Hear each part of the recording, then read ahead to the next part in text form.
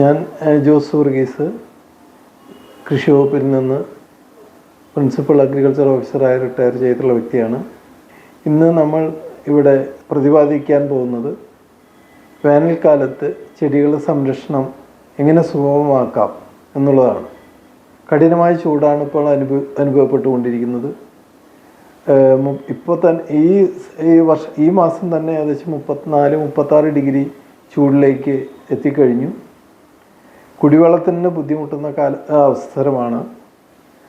അപ്പോൾ എങ്ങനെ ചെടികളെ ഇത്രയും ചൂടിൽ നിന്ന് സംരക്ഷിക്കാൻ സാധിക്കും എന്നുള്ളതിനെക്കുറിച്ചുള്ള ചെറിയൊരു ടിപ്പുകളാണ് കർഷകർക്കായി നൽകുന്നത്.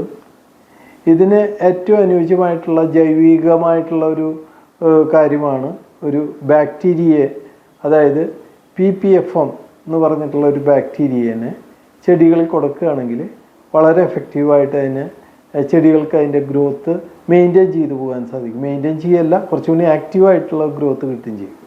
വെള്ളത്തിൻ്റെ അളവ് കുറയ്ക്കാം. ഇതാണ് ഇതിൻ്റെ പ്രത്യേകമായിട്ട് പറയാനുള്ളത്. PPFM എന്ന് പറഞ്ഞാൽ പിങ്ക് പിഗ്മെൻറ്റഡ് ഫാക്കുലേറ്റീവ് മെഥിലോട്രോപ്സ്. ഇതൊരു ജൈവ ഒരു ഉൽപ്പന്നമാണ്. ഇത് നമുക്ക് ഇന്ന് കേരളത്തിൽ എവിടെ കിട്ടുന്നെങ്കിലും ഇവിടെ കിട്ടും. കാവുങ്ങൽ അഗ്രോടെക്കിൽ കിട്ടും.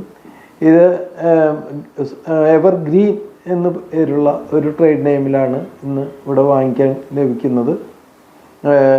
വളരെ വില കുറവുള്ള ഒരു പ്രോഡക്റ്റാണ്.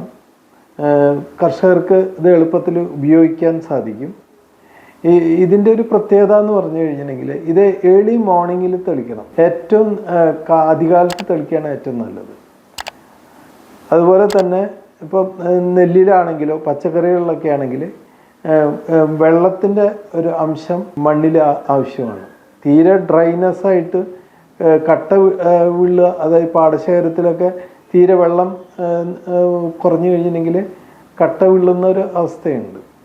ആ അവസ്ഥയിൽ അടിച്ചിട്ട് കാര്യമില്ല. ചെളി പരുവത്തിലോ അല്ലെങ്കിൽ കുറച്ച് വെള്ളമുള്ളപ്പോഴോ അടിക്കുകയാണെങ്കിൽ ചെടികൾക്ക് ആ ഗ്രോത്ത് അതേപോലെ മെയിൻറ്റെയിൻ ചെയ്യാൻ പറ്റും. ചെടികൾക്കൊരു വളർച്ച കുറവുണ്ടാവില്ല, ഗ്രോത്തിനൊരു കുഴപ്പവും സംഭവിക്കില്ല, നല്ല പച്ചപ്പുണ്ടാവും. അതുപോലെ തന്നെ ഇപ്പം കതിര് വരുമ്പോൾ തന്നെ നെല്ലിലാണെങ്കിൽ കതിര് വരുമ്പോൾ കതിരുകൾക്കൊക്കെ നല്ല കരുത്തുണ്ടാവും. അങ്ങനെയുള്ള ഒരുപാട് ഗുണങ്ങൾ ഇതിൻ്റെ ഒരു പ്രത്യേകതയാണ്.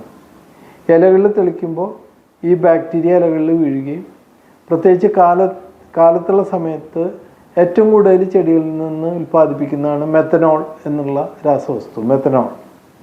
മെത്തനോളാണ് ഈ പ്രത്യേകിച്ച് കാലാവസ്ഥ ചൂട് കൂടി കഴിയുമ്പോൾ അല്ലെങ്കിൽ മറ്റേ വരൾച്ച ശക്തിയാവുമ്പോൾ കൂടുതൽ മെത്തനോൾ പ്രൊഡ്യൂസ് ചെയ്യും.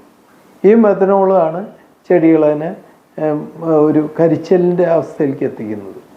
ഈ മെത്തനോളിനെ ഈ ബാക്ടീരിയ വീണ്ടും അതിൻ്റെ ആഗിരണം ചെയ്ത് അത് ചെടികൾക്ക് ഉപകാരപ്രദമായിട്ടുള്ള ഒരു രാസവസ്തുക്കളായിട്ട് മാറ്റുകയും ഫോട്ടോസിന്തറ്റിക് ആക്ടിവിറ്റി, അതായത് പാക്യജനം ഉൽപ്പാദിപ്പിക്കുന്ന ആക്ടിവിറ്റി കൂടുകയും ചെടികളിൽ നല്ല കരുത്ത് വരികയും ചെയ്യുന്നു. ഇതാണ് അവിടെ സംഭവിക്കുന്നത്. അപ്പം ഇത് വളരെ നേരത്തെ തെളിക്കേണ്ട ഒരു ഏർലി മോർണിംഗിലാണ് തെളിക്കേണ്ടത്. ഒരിക്കലും ഒരു കീടനാശിനിയോ ജൈവ കീടനാശിനിയോ ജൈവ കുമിൾനാശിനിയോ ഒരു കാര്യങ്ങളും ഇതിന് കൂടെ ചേർക്കാൻ പാടില്ല. ഇത് സ്പ്രേ ചെയ്ത് കഴിഞ്ഞ് 7 ദിവസം കഴിഞ്ഞിട്ട് മാത്രമേ നമ്മൾ ഏതെങ്കിലും ജൈവ കീടനാശിനികളാണെങ്കിലും ജൈവ കുമിൾനാശിനികളാണെങ്കിലും തെളിക്കാൻ പാടുള്ളൂ. അതാണ് പ്രത്യേകം ശ്രദ്ധിക്കേണ്ടത്. ഇപ്പോൾ പച്ചക്കറികളിലൊക്കെ തെളിക്കുകയാണെങ്കിൽ വെള്ളം കുറച്ച് കുറഞ്ഞാലും കുഴപ്പമില്ല. അതിൻ്റെ ആ പീരീഡ് ഏകദേശം 20 മുതൽ 25 ദിവസം വരെ ഈ ബാക്ടീരിയകൾ ഈ ചെടികളിൽ വസിക്കുന്നതാണ്.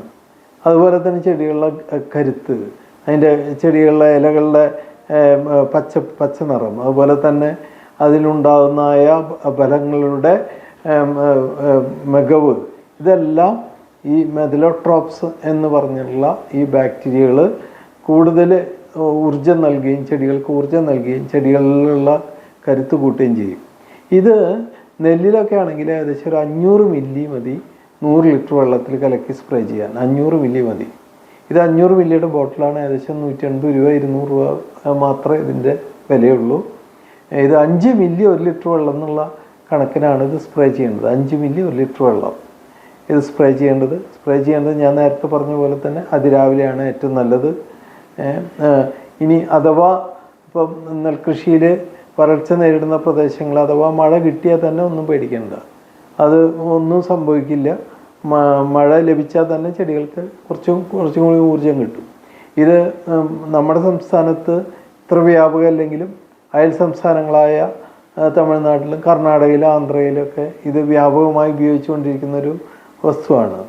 ഇത് അവിടെ വെള്ളത്തിൻ്റെ ലഭ്യത കുറവുള്ളതുകൊണ്ട് മാത്രം ഇത് കർഷകർ കൂടുതൽ ഉപയോഗിക്കുന്നു.